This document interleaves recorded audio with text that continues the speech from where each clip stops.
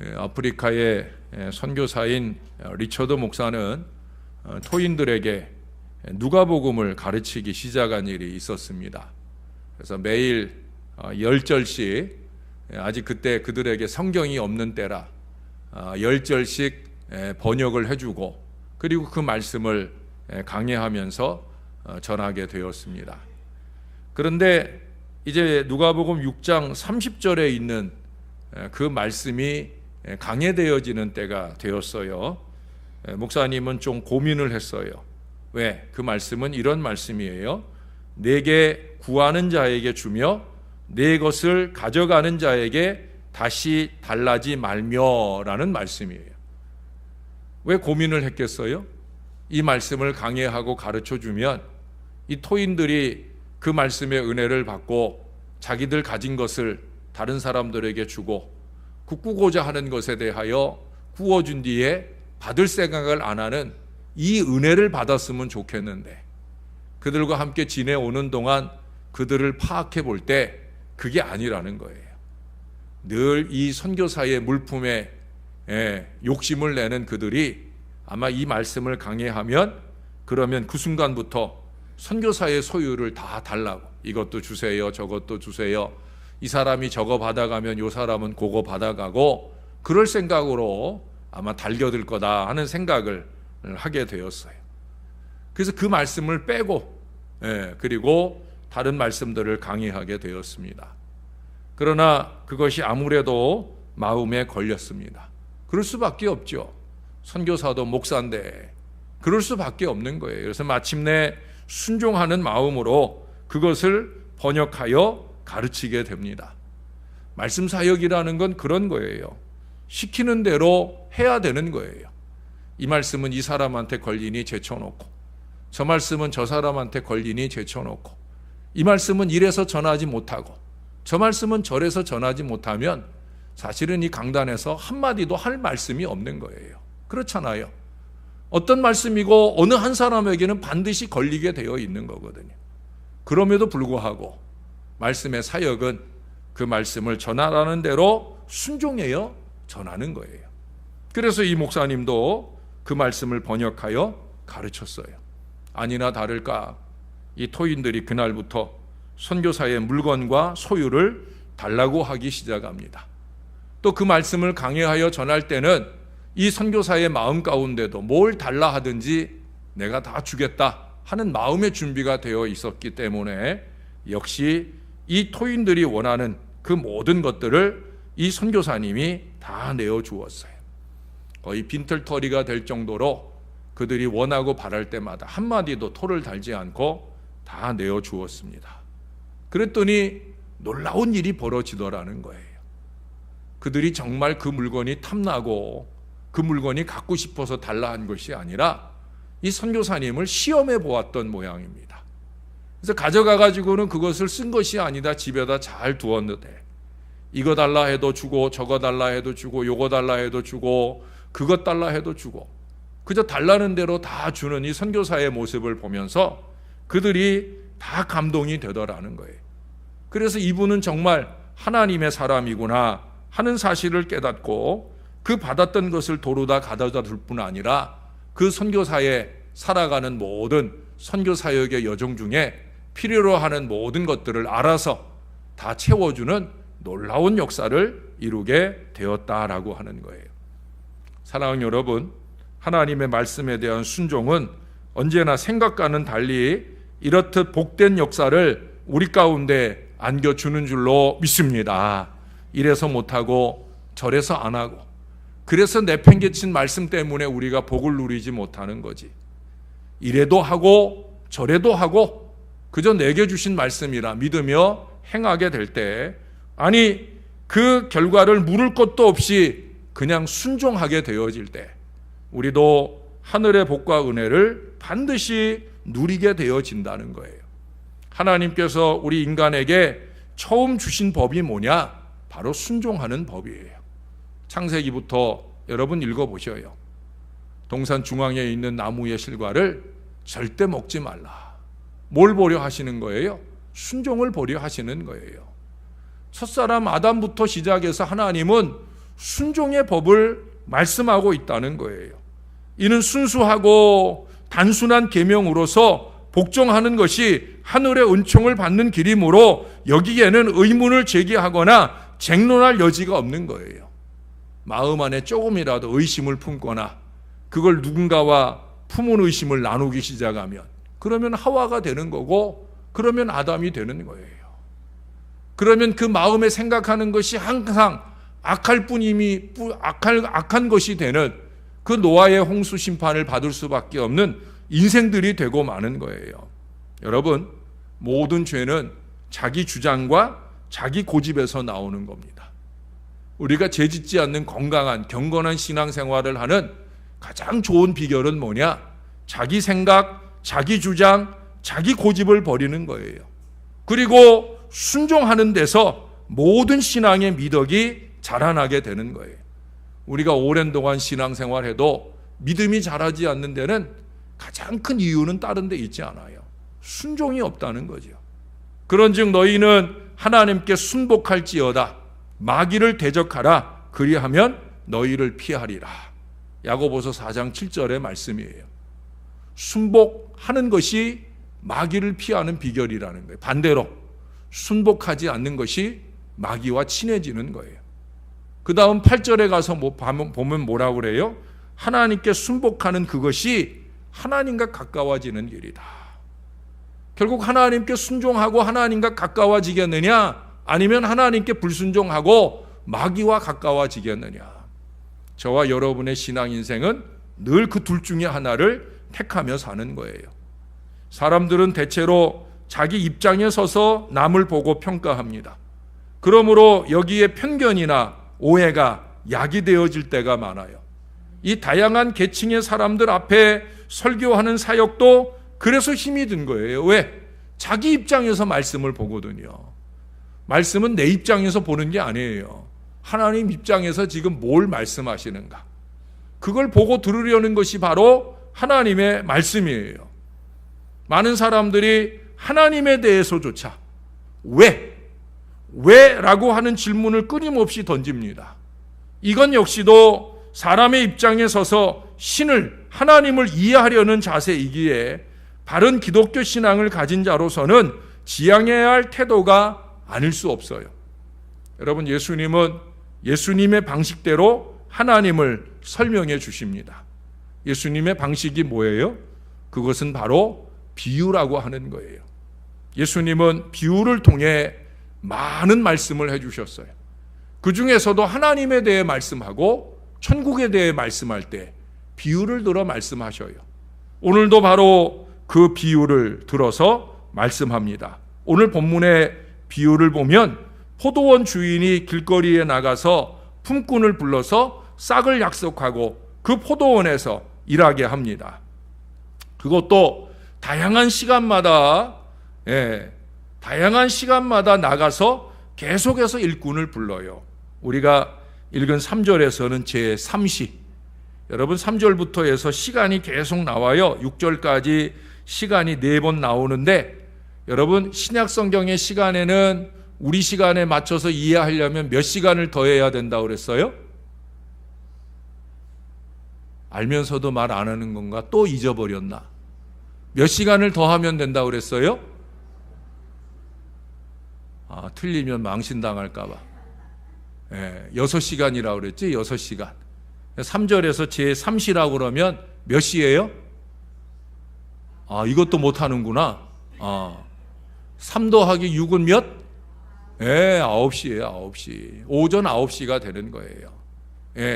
처음 주인이 나갈 때, 포도원 주인이 나갈 때는 거기 언제라고 그랬어요? 이른 아침에 그랬어요. 여러분, 우리가 새벽 예배 끝나고 요 앞에 나가면 요 앞에 사람들이 서성거리고 있어요. 보셨어요 혹시? 새벽 예배 안 오니 못 보지. 새벽 예배 오시면 봐요. 거기 사람들이 서 있어요. 뭐 하고 서 있느냐? 자기 일할 자리에 데려갈 차가 오기를 기다리고 서 있어요. 6시 아내들 다 차가 와가지고 한 사람 한 사람 태우고 차가 떠납니다. 여러분 6시 전에 그렇게 요 앞에서 그날 하루 일을 시작하는 일꾼들이 자기를 태워갈 차를 기다리는 거예요. 여기 이른 아침은 그런 시간이에요. 그리고 오전 9시, 그 다음에 제5절에 보면 제6시 몇 시예요? 그러면 12시란 말이에요. 제9시 몇 시예요? 오후 3시란 말이에요. 제11시 몇 시예요? 오후 5시예요. 오후 5시. 그렇게 시간마다 나가서 일꾼을 불러요. 그리고 일을 마친 후에 주인은 먼저 온 자나 나중 온 자나 공평하게 싹을 주었어요. 그런데 이에 대하여 먼저 온 자가 불평을 합니다. 생각해 보세요. 나는 아침에 일찍 6시부터 와서 일해서 저녁 6시까지 12시간을 일했어요. 근데 내가 받은 것도 한 양이고 또 오후 5시에 와가지고 1시간 달랑 일한 사람도 한 양이고 하니까 그러니까 화가 나요. 그래서 불평을 하는 거죠. 주인이 그때 15절을 가보십시다. 15절 14절 그 앞에서부터 얘기를 하지만 특별히 15절을 보겠습니다. 여러분이 한번 읽어주세요. 시작.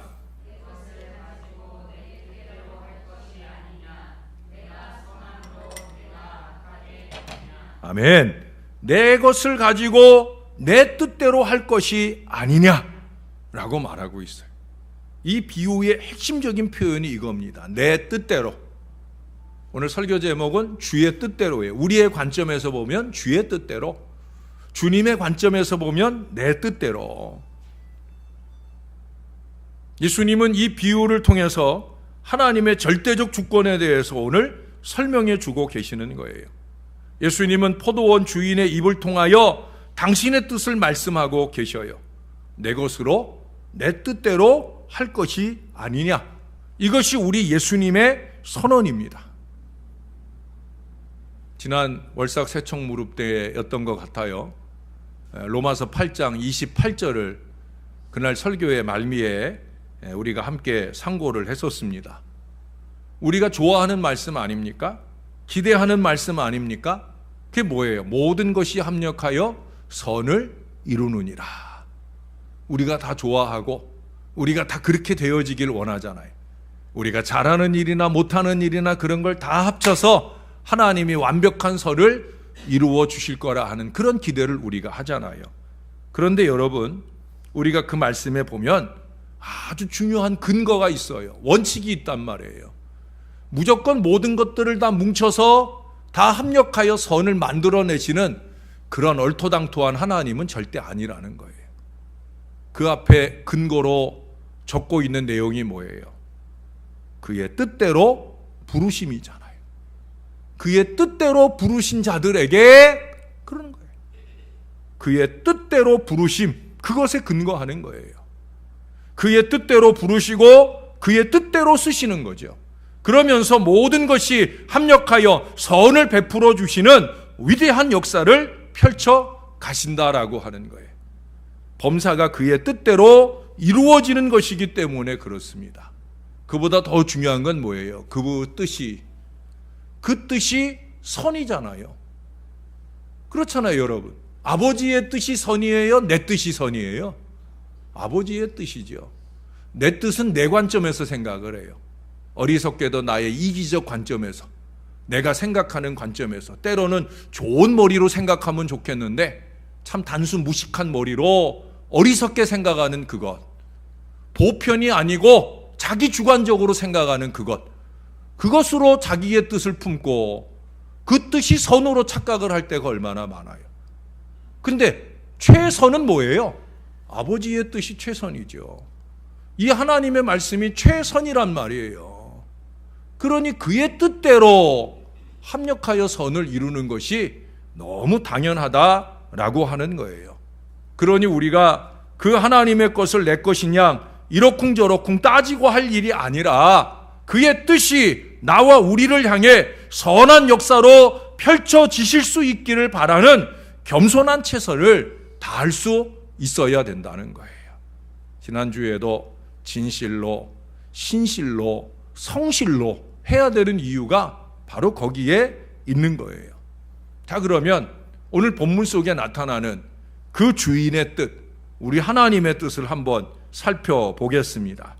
가장 중요한 하나님의 뜻은 뭐냐? 부르심이에요. 부르심. 뭐라고요? 뭐라고요? 부르심이에요. 부르심. 예? 부르심. 우리 하나님은 부르고 싶어 하셔요. 우리 하나님은 부르고 싶어 하셔요. 1절을 보십시다. 1절. 여러분이 한 번만 더 읽어주세요. 시작.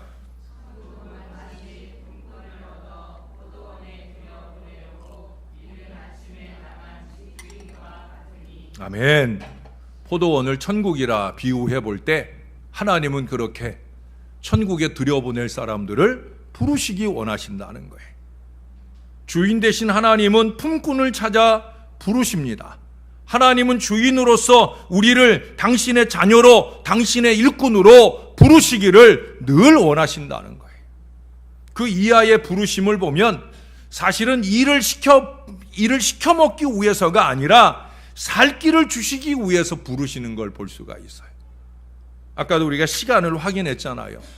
특별히 거기 5절 하반절에 제9시는 몇 시라고 그랬어요? 오후 3시예요. 그 다음에 얘기하는 제11시는 몇 시예요? 오후 5시란 말이에요. 여러분 5시에 불러가지고 1시간 일 시킨다는 게 뭐 얼마나 대단한 일을 하겠어요. 하나님이 일을 시켜 먹자고 부르시는 게 아니라니까요. 한 양 주고 어떻게 하든지 그 한 데나리온 가지고 가서 그래서 살 길을 찾으라고. 그게 아버지의 마음이라는 거죠.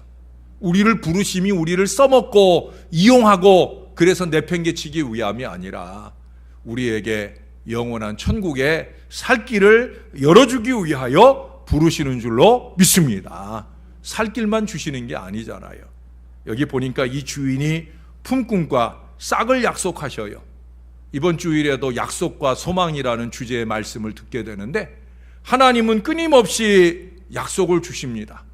당신의 백성 이스라엘에게도 주시고 오늘 주를 믿고 의지하는 이 주의 백성 성도들에게도 약속을 주시고 우리는 그 약속을 바라고 우리의 앞날을 바라면서 달려갑니다. 아무 공로나 대가의 지불 없이 부르심에 응답하기만 하면 하나님은 우리에게 주신 약속을 반드시 응답해 주신다는 거예요. 그것도 적당히 주고 마는 게 아니에요. 아침 일찍 온 사람 입장에서는 적다 생각할 수도 있겠죠. 근데 그것은 사실은 비교하기 때문에 적다 생각하는 거지 그 사람이 적다 생각했으면 일을 시작했겠어요? 안 했겠어요? 안 했죠. 아침 일찍이라도 그 시간부터 일을 시작한 이유는 뭐예요? 약속한 싹이 그만하면 되겠다 생각하기 때문에 일을 시작한 거예요. 오후 5시에 시작한 사람 입장에서는 말할 수 없이 넘치는 큰 은혜의 싹을 받은 거죠. 하나님은 어느 때든지 그의 자녀들에게 은혜로 넘치는 싹을 주시는 하나님이신 줄로 믿습니다. 하나님은 언제나 그래요. 흔들어 넘치도록 우리가 구하는 것이나 생각하는 모든 것에 더 넘치도록 정말 그렇다는 거예요. 언제나 상상 이상입니다. 그것이 한결같은 하나님의 뜻이요 하나님의 마음입니다. 그래서 감사해야 되는 거예요. 하나님의 이 마음을 헤아려 아는 신앙이라면 저나 여러분은 하나님께 감사하면서 주시는 바 그 풍성을 누리는 인생이 되어야 된다는 거예요. 그러나 안타깝게도 오늘 여기 어리석은 인생들이 등장을 합니다. 그건 누구예요? 먼저 온 품꾼들이죠. 먼저 온 품꾼들은 그게 불만이에요. 뭐가 불만이에요? 주인이 그 손이 풍성한 게 불만이에요. 자기에게만 풍성하면 좋겠는데 모두에게 풍성한 게 불만이에요. 예? 그렇잖아요. 주인의 선한 행위를 비난하고 있어요. 더 나아가 다른 사람들, 자기보다 늦게 온 사람들이 받은 그 후한싹에 대하여 원망을 하고 있어요. 더 나아가 주인의 주권에 대하여 그는 간섭을 하고 있어요. 결국 그는 자기에게 부어지는 은혜를 망각하죠.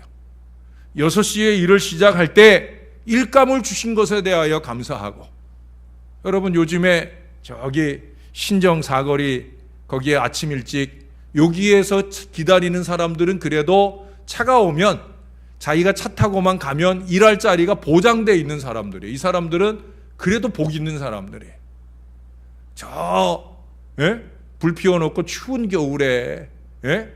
미장할 수 있는 사람, 그러면 손들어서 거기서 컨택이 돼가지고 가는 사람들은 그래도 복 있는 사람들이, 그걸 못 받는 사람, 아침 일찍 서둘러서 혹시 나 불러줄 사람 있을까 싶어 나왔다가 그날도 아무도 나를 선택해 주지 않아서 허탕치고 돌아가는 이 시대 어려운 그분들에 비하면, 여기 아침 일찍 나와서 그래도 나를 써주고 내게 은혜를 베푼 이 주인이 너무 고마운데, 근데 그 은혜를 잊어버려요.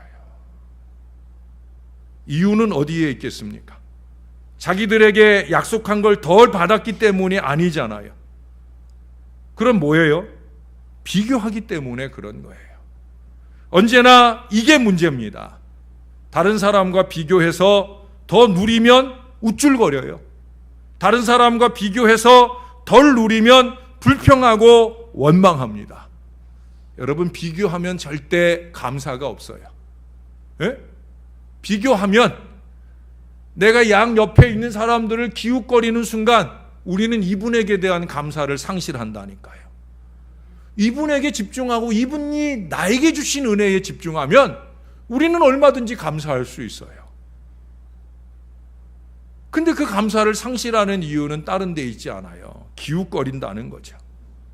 뿐만 아니라 누군가에 의해 어처구니 없는 비교를 당하면 억울하고 괴로울 수밖에 없어요. 그것도 누구하고라도 비교하면 한심하기 이를 데 없는 열등한 대상에 의해 그 비교가 이루어지게 되면 참 견디기 어려워요. 잠 못 이루는 밤을 보내게 되어지기도 합니다. 그러나 여러분, 이것을 꼭 기억해야 됩니다. 무엇을 기억해야 되느냐? 하나님은 우리만 보신다는 거예요. 저나 여러분, 우리 어리석은 인생들은 자꾸 끼웃거려가며 비교해가며 하나님을 향한 시선을 놓칠 때가 있어요. 그래서 그분에게 당연히 드려야 될 감사를 놓칠 때가 있어요. 근데 다행인 건 뭐냐? 이분은 여전히 나를 보고 계신다는 거예요. 나에게 집중하고 계신다는 거예요. 하나님은 우리만 보십니다. 우리를 누구와 비교해서 보시는 게 아니라 오직 우리만 보신다는 거예요. 비교해서 보시면 한심할까 봐 그런 게 아니에요. 그냥 내게만 그 모든 시선을 집중하시기 때문인 것입니다. 우리를 구원하시고 복 주시기 위해 부르신 그 뜻을 온전히 이루시기 위해 좌우로 치우침이 없이 우리만 보시고 계시다라고 하는 거예요. 저나 여러분, 우리도 그 하나님만 바라보아야 됩니다. 좌우로 끼웃거리지 말고 오해하지도 말고 의심하지도 말고 나를 향하신 우리 하나님만 온전히 바라보고 우리 하나님의 부르신 길을 한결같이 가야 되는 거예요. 여러분, 꼭 좀 그러시기를 바랍니다. 그러므로 하나님 앞에서 왜? 이거 아니에요. 무엇을 위하여? 라고 물을 수 있어야 됩니다. 설사 그것이 고난이라고 할지라도 하나님 왜 이 고난을 나에게 주십니까? 이게 아니란 말이에요. 무엇을 위하여 이 고난을 주셨을까? 이게 돼야 된다니까요. 성도는 그 질문을 통해서 모든 일을 통해 하나님께서 나를 통해 이루실 뜻과 그 역사를 바라보면서 기대하게 되는 거예요. 왜 이 고난을 내게 주셨는가? 아니라 무엇을 위하여 이 고난을 주셨는가? 그 뜻이 무엇인가? 그 뜻을 이루기 위해서 내가 할 일은 무엇인가? 이것을 생각해야 된다는 거예요. 나를 부르신 부름의 상을 바라보고 성심으로 달려가야 됩니다. 그게 그저 1시간 만에 끝날 보잘것없는 일일지라도, 오늘 제일 마지막에 부름받은 사람 이야기예요. 고작 1시간이면 끝날 그 일이면 얼마나 대단한 일이겠어요. 정말 아무것도 아닌 일이겠지요. 그러나 그 일조차도 주인이 나에게 그 일을 맡겨주셨다고 하면 나같이 부족한 사람을 부르고 쓰심에 감격하면서 내가 할 수 있는 최선을 다해야 된다는 거예요. 많은 사람들이 저 사람이 맡은 일과 내가 맡은 일을 비교합니다. 저 사람이 맡은 일은 인기를 얻을 것 같고 저 사람이 맡은 일은 칭찬을 더 받을 것 같고, 그 어리석은 비교를 통해 내가 맡은 일을 하찮게 보고 그 일을 때려쳐버립니다. 이게 하나님 앞에 얼마나 한심스러운 얘기예요. 저나 여러분들 우리가 받는 모든 일을 누구에게 받았다고 생각을 해요? 하나님께 받았다고 생각을 해야 맞는 거잖아요. 시선을 놓치면 그 생각을 못 한다니까요. 하나님이 내게 주셨다. 이 믿음 한 마음 가지고 그 일이 너무 작게 보일지라도 그 일을 소중하게 여기며 최선을 다해야 된다는 거예요. 무엇을 이루고 못 이루고 뜻을 펼치신 아버지 하나님의 소관입니다. 하나님이 하시는 거예요. 너무 늦었다고 생각하는 그 순간에도 얼마든지 놀라운 역사를 이루실 하나님만 바라고 우리의 할 일만 하면, 내 자리만 굳게 지키면, 그러면 하나님이 역사를 주시는 거예요. 1시간 일하자고 온 사람이 생각해 보셔요. 내가 이 1시간 동안 뭐 얼마나 많은 싹을 받을 일을 할 수 있겠냐라고 일을 시작하지 않았겠어요? 그러나 하나님이 다 이루어 주시잖아요. 그에게 그 하루의 품삯을 안겨주시는 하나님이시잖아요. 1시간일지라도, 사람들이 생각할 때 보잘것없는 일일지라도 그저 내가 맡은 그 일에 나의 최선을 다하기만 하면 하나님의 계획된 축복의 역사는 저와 여러분에게 임하게 될 줄로 믿습니다. 아울러 잊지 말아야 할 가장 중요한 게 있어요. 그게 뭐냐? 나를 부르시어 당신의 일꾼으로 쓰시는 우리 하나님께 감사해야 합니다. 뿐만 아니라 별로 한 일도 없는 우리들에게 큰 은혜로 후한싹을 주시는 우리 하나님께 더더욱더 감사해야 합니다. 생각해 보세요. 나는 별로 한 것 없는 것 같은데 하나님은 얼마나 많은 은혜를 우리에게 주십니까? 저는 늘 하나님께 무릎 꿇을 때 그런 생각을 많이 해요. 물론 저는 저에게 맡겨진 일을 대충 하는 법 없습니다. 뭐 작은 것 하나라도 놓치지 않고 최선을 다하려고 노력을 합니다. 그럼에도 불구하고 하나님 앞에 서면 참 내가 많이 부족하다 라는 생각을 할 때가 많아요. 그런데도 불구하고 하나님은 제가 생각한 것 이상으로, 제가 기도한 것 이상으로, 제가 기대한 것 이상으로 항상 넘치게 주시더라니까요. 여러분을 만난 일도 마찬가지예요. 저에게는 넘치는 하나님의 은혜입니다. 그러니 저의 마음 가운데 일어나는 일이 감사일 수밖에 없다라고 하는 거예요. 사랑하는 여러분, 우리 모든 신앙의 결론은 감사입니다. 감사로 마침표를 찍어야 됩니다. 저는 교인들을 판단할 때 저 사람 믿음 있느냐 없느냐, 그 사람의 언어 습관을 봅니다. 불평과 원망과 다른 사람들을 깔보는 태도가 있는 사람은 저는 믿음 있다고 생각하지 않아요. 본인들은 뭐 꽤나 믿음 있는 줄 알지만 믿음 없는 사람이에요. 믿음 있는 사람은 어떤 사람이냐? 겸손한 사람이에요. 믿음 있는 사람은 어떤 사람이냐? 감사하는 사람이에요. 감사 믿음이 최고 믿음입니다.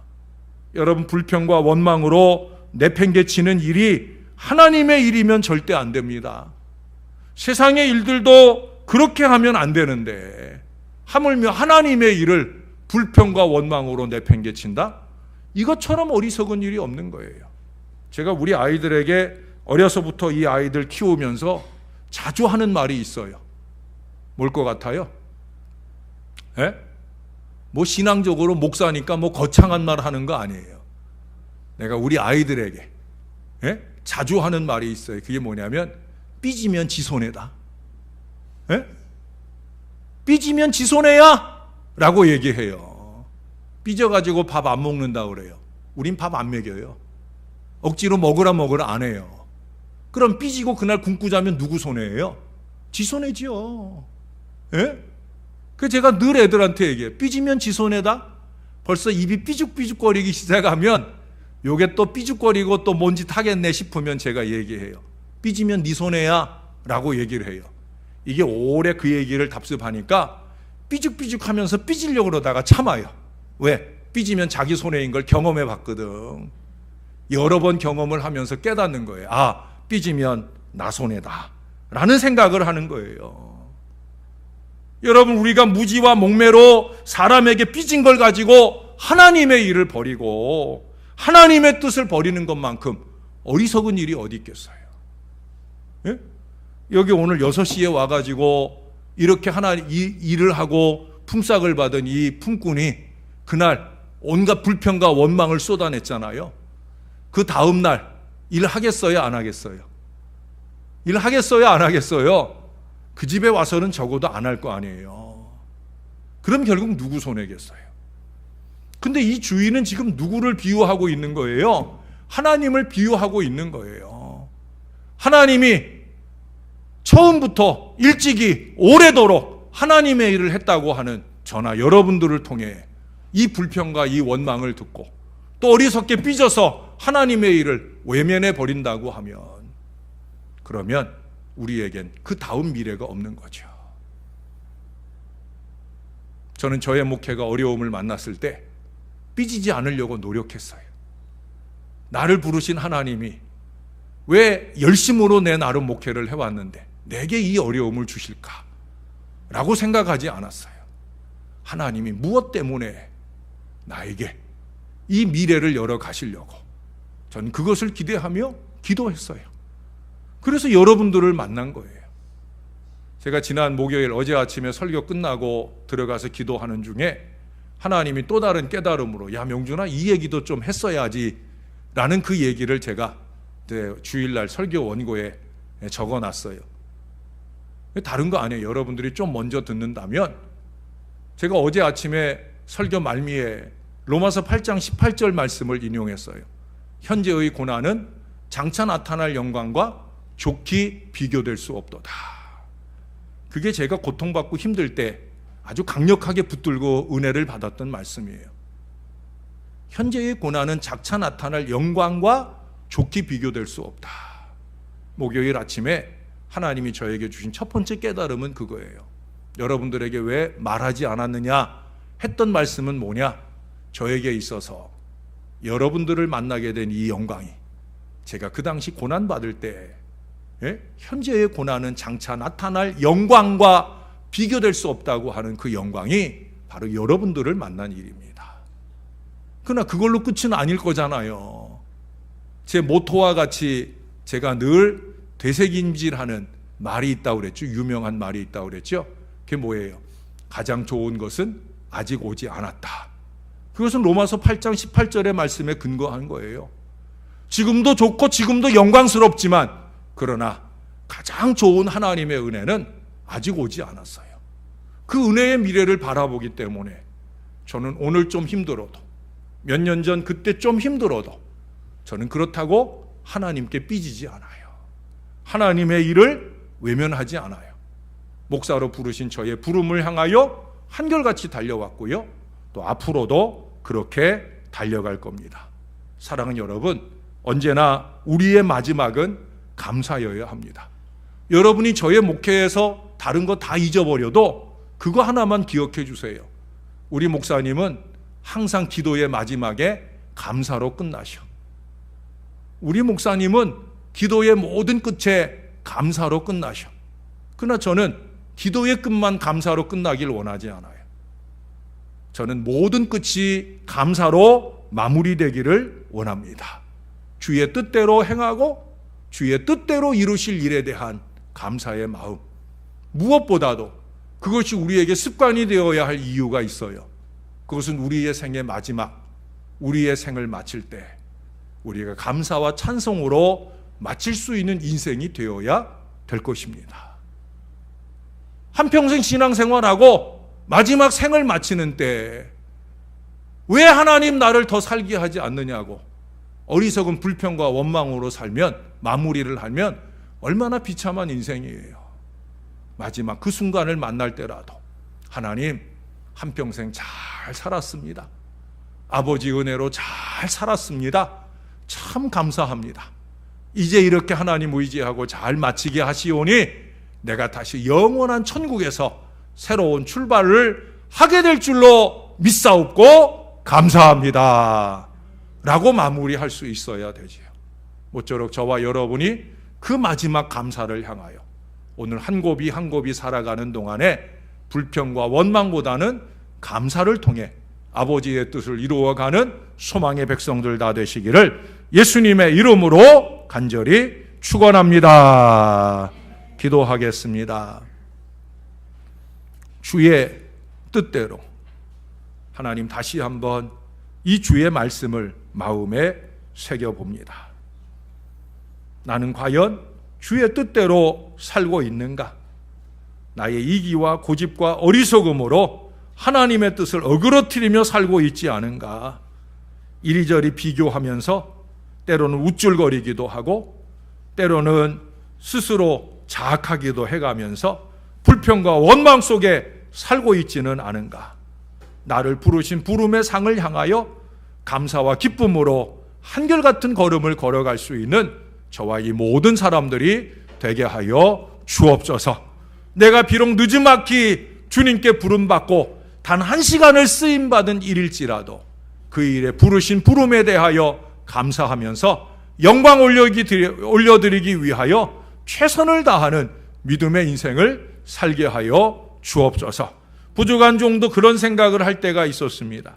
내가 조금만 더 이곳에 일찍 왔으면 하는 생각을 할 때도 있지만, 그러나 지금이라도 불러주신 은혜를 감사하면서 또다시 새로운 다른 박질에 최선을 다하고 있습니다.